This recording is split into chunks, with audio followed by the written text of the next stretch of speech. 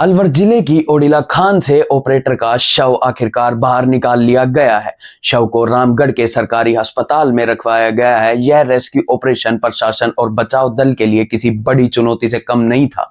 विषम परिस्थितियों, गहरा पानी और जोखिमों के बीच लगातार 9 दिन तक चल रहे अभियान के बाद मिली सफलता ने एक परिवार को अपने प्रिय के अंतिम दर्शन तो करा दिए, लेकिन कई बड़े सवाल भी छोड़ दिए हैं।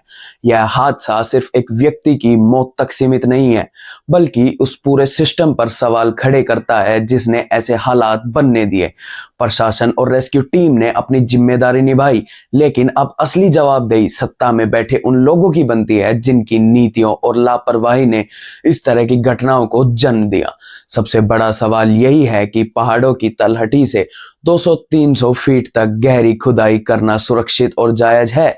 क्या इस तरह का खनन खनिज नियमों, पर्यावरणीय मानकों और मानवीय सुरक्षा के अनुरूप है? जानकारों का मानना है कि इतनी गहराई तक की जा रही खुदाई न तो सिर्फ मजदूरों की जान के लिए खतरा है, बल्कि पूरे क्षेत्र के पर्यावरणीय संतुलन के लिए भी खतरा है। स्थानीय लोगों का आरोप है कि रामगढ़ क्षेत्र में इससे पहले भी कई खनन हादसे हो चुके हैं, लेकिन उन्हें कभी गंभीरता से नहीं लिया गया।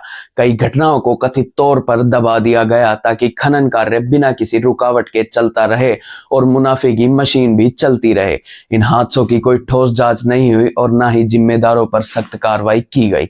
हालांकि इस बार हालात कुछ अलग रहे। सोशल मीडिया पर आम लोगों ने एकजुट होकर इस मुद्दे को उठाया। वीडियो, तस्वीर और पोस्ट के जरिए जनता ने प्रशासन पर दबाव बनाया। यही वजह रही कि यह मामला केवल स्थानीय स्तर तक सीमित न रहकर जिले और प्रदेश भर में चर्चा का विषय बन गया।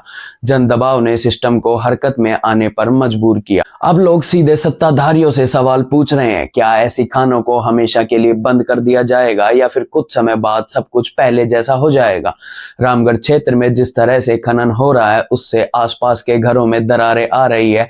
कई ग्रामीणों में भय का माहौल भी है, क्योंकि उन्हें हर वक्त यही सताता रहता है कि क्या पता कब नया हादसा हो जाए। ग्रामीणों की मांग साफ है, इन खानों को पूरी तरह से भरा जाए और यहां खनन पर पूर्ण प्रतिबंध लगाया जाए।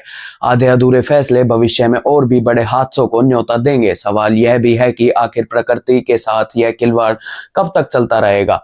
क्या मुनाफे के आगे मानव जीवन और पर्यावरण की कोई कीमत नहीं?